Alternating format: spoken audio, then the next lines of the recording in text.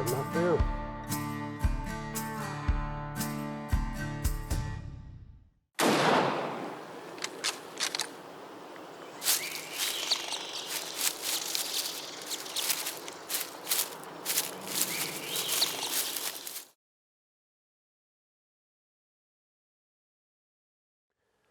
First of all, like take this moose for instance. Something that happens quite often that we notice quite often with a moose, you've killed a moose and the moose is, you have a full moose and you're going to get a shoulder mount done and the moose has a full moose skin. But you would not believe how many times that amount comes here, and I don't have enough to do a shoulder mount. 2/3 of the skin is left on the ground.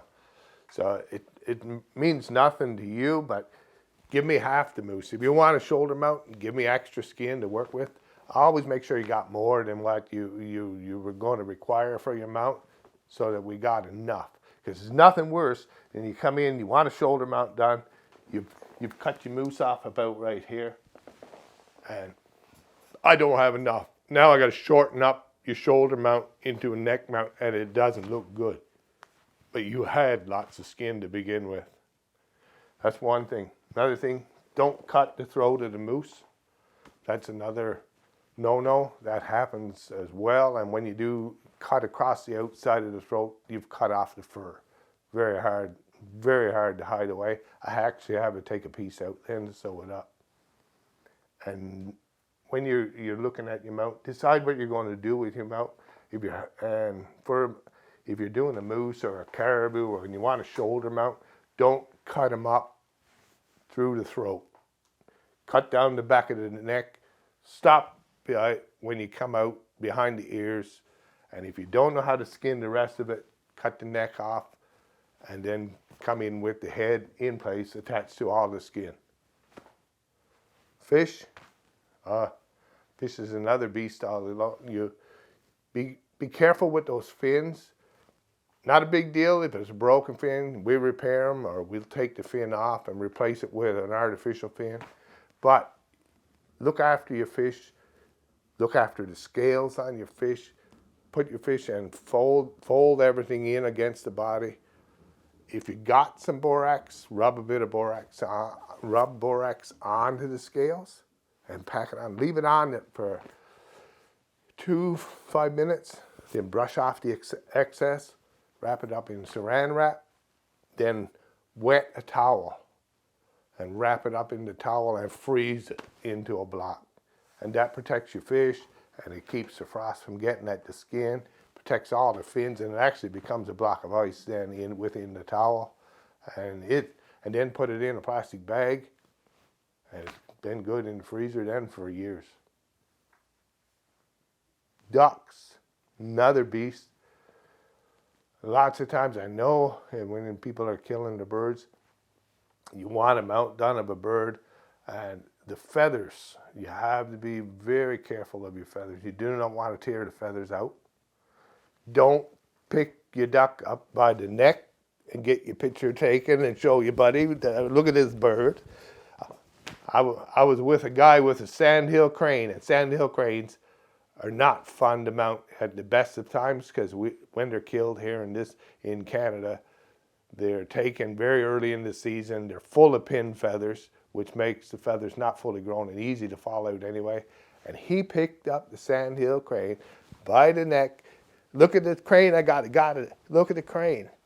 And he came back, he said, can you mount this one for me? I said, well, catch him hold of him by the bill and let go your hand off his neck. And when he did it, the feathers all fell out of his neck. Right? Not the thing to do. When you take a bird, if it's a nice specimen, you're thinking about mounting it, then look after it. Treat it with kid gloves, put the wings in by the body, fold the head in by the body, and that's your bird. Don't pick it up by the wings. Don't pick it up by the head. Look after it. And once you pull those feathers, they're gone. It's not where like a moose, you got a hole in them. I'm going to take the piece out. I'm going to sew it up. In a bird, you tore the feathers out. There ain't nothing else there to work with. The neck is there. Yeah, and to do this mount takes many different trades to put something like this together. Uh, right from the sculpturing of the body and the form, that's part of it. We do all kinds of casting. We cast his own teeth. We cast the mouth. The rocks are not real. They're all made by us here in house. The cabinetry, the carpenter work, uh,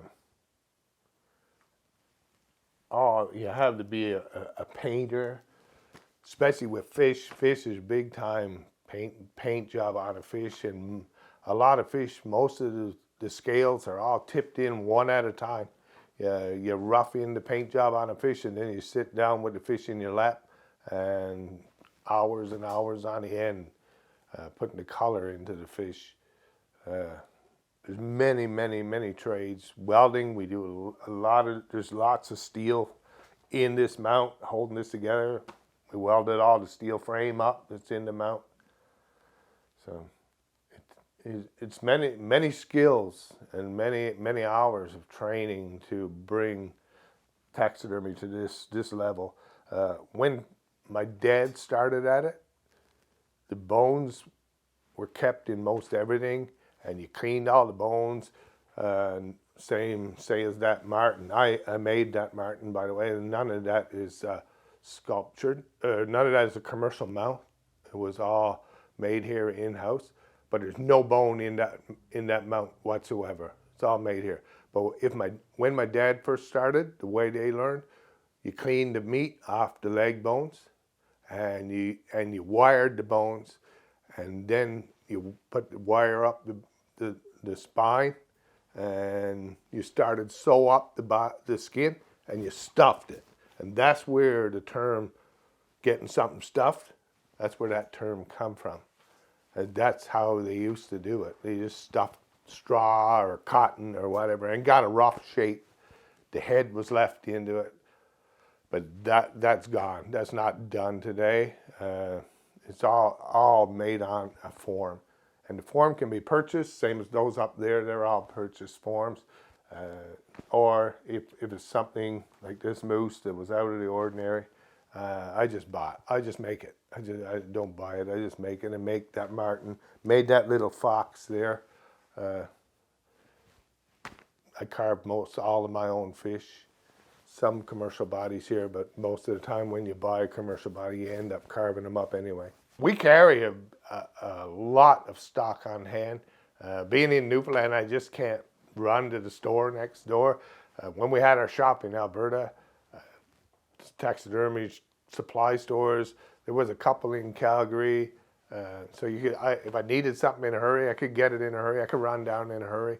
But a lot of our supplies come out of the States. So I keep a well-supplied stock of supplies on hand here, because in Newfoundland it's just everything has to be shipped in, and these days it's a long time to get it in. So we keep all kinds of eyes for any bird available in Newfoundland, and we got eyes for pretty much anything that can be hunted legally in Canada. We keep the eyes in stock. We don't keep the forms in stock for a lot of stuff, but we do for birds because they don't take up any room, so we keep those forms and some small stuff.